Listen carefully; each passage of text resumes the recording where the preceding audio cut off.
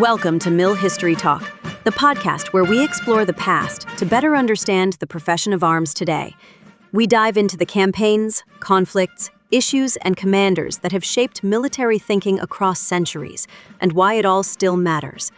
Whether you're an officer in training, a seasoned professional, a student of strategy, or simply curious about how history informs modern warfare, this space is for you.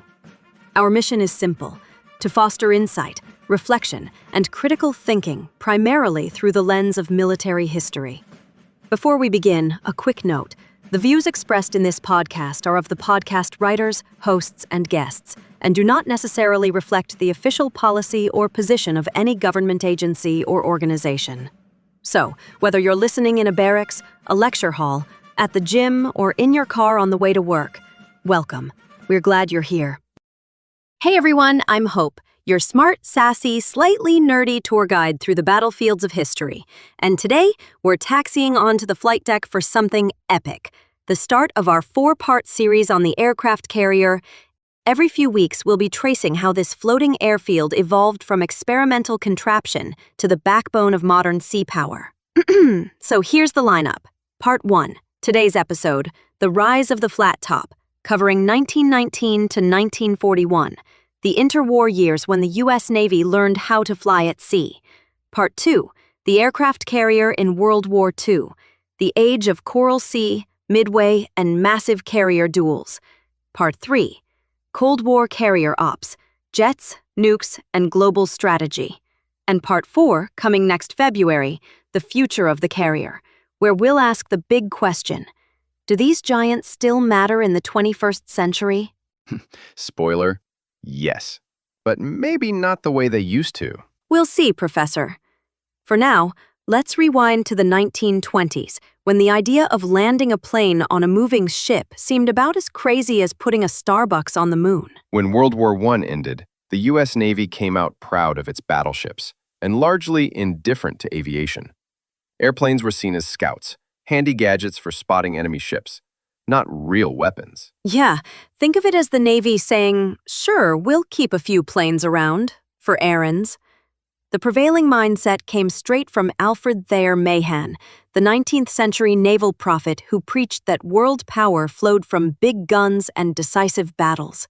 Enter Billy Mitchell, Army Air Service General, full-time provocateur. In 1921, he convinced Congress to let him bomb captured ships to prove that air power could sink a battleship. And he did. His bombers sent the German battleship Ostfriesland to the bottom off the Virginia coast. It was like the drop-the-mic moment of interwar military drama. Mitchell claimed the battleship was obsolete. The Navy called foul, said the test wasn't fair because the ship wasn't moving or shooting back, which technically true, but the public saw the headlines and thought, maybe Billy's got a point. Meanwhile, inside the Navy, a handful of reformers, like Rear Admiral William Moffett and Commander Kenneth Whiting, were quietly building the foundations of naval aviation. Moffett, a Medal of Honor recipient and a master bureaucratic operator, became the first head of the Bureau of Aeronautics in 1921. He protected naval aviation from budget cuts and political turf wars, often by outmaneuvering Mitchell's more flamboyant crusade. Yeah, if Mitchell was the loud activist, Moffett was the quiet chess player. He got Congress to fund a ship that would change everything, the USS Langley, America's first aircraft carrier. She was converted from a coal transport and nicknamed the Covered Wagon, which feels hilariously accurate because, well, she looked like one. Langley entered service in 1922. She was small, slow, and awkward. But she was a floating testbed for everything the Navy needed to learn: takeoffs, landings, deck handling, catapults, and arresting wires. And she set a string of firsts right away. October 1922, first takeoff and landing from a moving American carrier. A month later, the first catapult launch. The crew literally invented naval aviation as they went along. Imagine trying to land a paper airplane on a dinner plate, while that plate is sliding through a hurricane. Fleet exercises proved that Langley's planes could scout hundreds of miles ahead of the fleet. In Fleet Problem 1 and 2, her aircraft found the enemy long before the cruisers did. That was a revelation.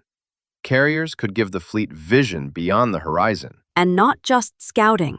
They simulated attacks on ships at anchor, even mock raids on Pearl Harbor in 1925. It's eerie how that foreshadowed what would happen for real 16 years later. By the mid-1920s, the Navy's war games, what they called fleet problems, were starting to show that carriers might one day be offensive strike weapons, not just eyes of the fleet. But the institution was still deeply conservative. The battleship reigned supreme. It's like the Navy was raising a prodigy but still forcing it to play backup piano at the family dinner. In 1922, the Washington Naval Treaty imposed strict limits on warship construction to prevent another arms race. Battleships were capped, but the treaty allowed a certain amount of tonnage for aircraft carriers. That loophole changed naval history. Because when life gives you tonnage lemons, you build flattops.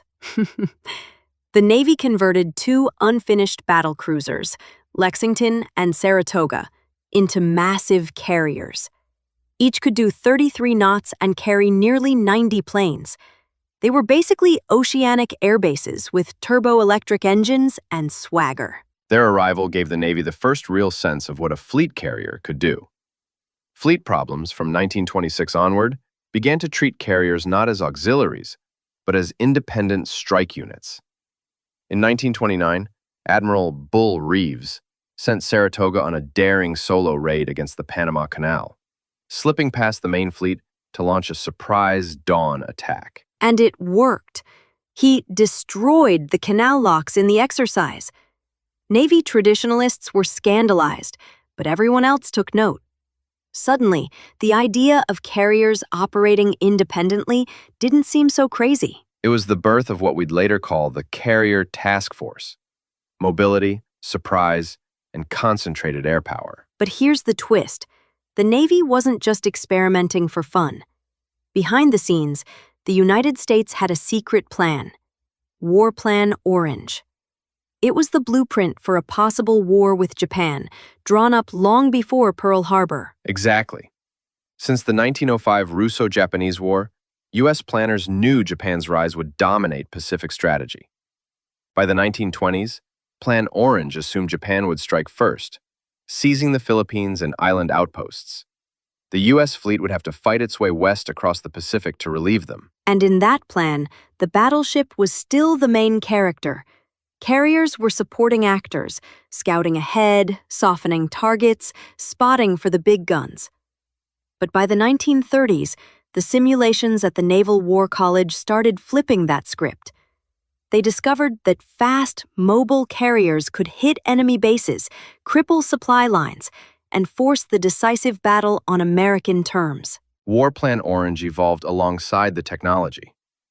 Each year's fleet problems fed data back into the plan. The idea of advanced bases across the Pacific, places like Guam or Wake, became central. And every time they gamed out a crossing of the Pacific, air power became more essential. It's kind of wild. America was already gaming out a Pacific War years before it happened, right down to the need for long-range logistics and carrier scouts. It's like they could see the shadows of 1941 forming, even if they didn't realize it yet. Of course, all this innovation cost money, and the 1930s weren't exactly flush years. The Great Depression hit, budgets collapsed, and isolationism was strong. Congress didn't want to fund big fleets when people were losing jobs at home. But here's the twist. Even during the Depression, naval funding survived. Because while isolationists didn't want another European war, they were worried about Japan. When Japan invaded Manchuria in 1931 and walked out of the League of Nations 2 years later, it sent a message. Tokyo wasn't playing by the same rulebook anymore. American policymakers took note. The 1934 Vincent Trammell Act and the 1938 Naval Expansion Act, better known as the Second Vincent Act, pumped new life into the Navy. They authorized the construction of new carriers, cruisers, and destroyers. By 1940, the U.S. Navy was building toward what Roosevelt called a two-ocean Navy. And Roosevelt, let's remember, had been Assistant Secretary of the Navy back in World War I. He loved ships. The man could talk about carrier displacement the way other people talk about baseball stats. Yes, and FDR's understanding of naval logistics gave aviation advocates a powerful ally in the White House. Even in the depths of the Depression, he viewed naval power, especially in the Pacific, as insurance against instability. By the late 1930s, the Navy's doctrine was clear. Japan was the pacing threat, and air power would be critical in any future conflict. So even as unemployment lines stretched around the block, American shipyards were hammering steel. The Yorktown-class carriers, Yorktown, Enterprise, and Hornet, were all laid down during those years. It's proof that sometimes preparing for war means acting before the storm hit. The USS Ranger in 1934 was the first U.S. carrier built from the keel up, but she was too small and slow for Pacific operations. The lessons from Ranger shaped the next design, the Yorktown class. These ships were faster, bigger, and optimized for launching and recovering aircraft in rapid cycles. Their design incorporated everything learned from Langley, Lexington, and Saratoga. They were the first carriers that looked like the modern ones we imagine. Big flight decks, islands for command, elevators, efficient fueling systems, and under the hood, they could launch over 80 aircraft in coordinated strikes. By the late 1930s, doctrine focused on the strike cycle: launch, recover, refuel, rearm, and launch again in rhythm. The Navy also began experimenting with fighter direction, using early radio coordination and, by 1941, the first shipborne radar. It's amazing how fast things evolved. In 1922, landing on a ship was a miracle. By 1941, the Navy was coordinating radar-directed fighter screens and underway refueling to keep carriers operating thousands of miles from shore.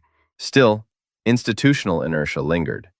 War Plan Orange continued to treat battleships as the ultimate decision-makers, with carriers in support roles.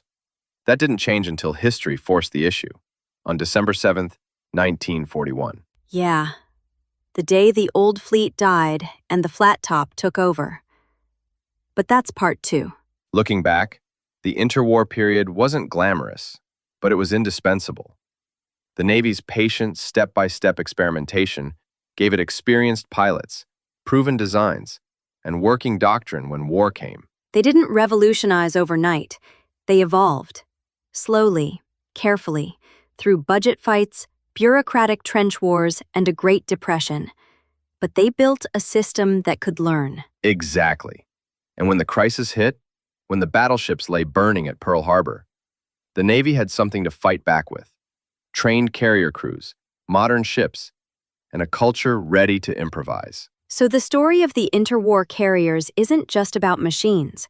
It's about people who believed in a new way of fighting when everyone else still worshipped the big gun.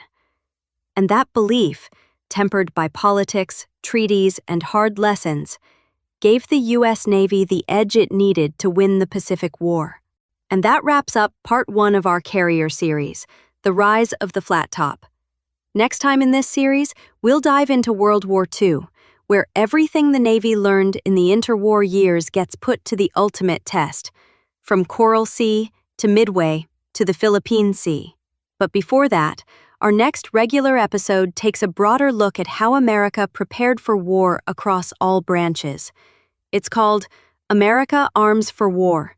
The U.S. Military Gears Up for World War II. That'll kick off a new 4-part mini-series on the U.S. Armed Forces in World War II, touching on the interaction between theory, doctrine, practice, and adaptation. If you think the logistics of building a carrier are complex, wait till you hear about producing 100,000 airplanes and feeding 12 million soldiers. Oh, we're bringing spreadsheets and sass for that one. If you enjoyed today's episode, hit follow, share it with your favorite history buff, or casually drop War Plan Orange into conversation and watch people's eyebrows go up. I'm Hope. And I'm Brian. And this has been Mill History Talk. Remember, the past isn't dead. It's just waiting for someone to look over the horizon and see it. See you next time. And keep your flight decks clear and your strategy sharper than your coffee.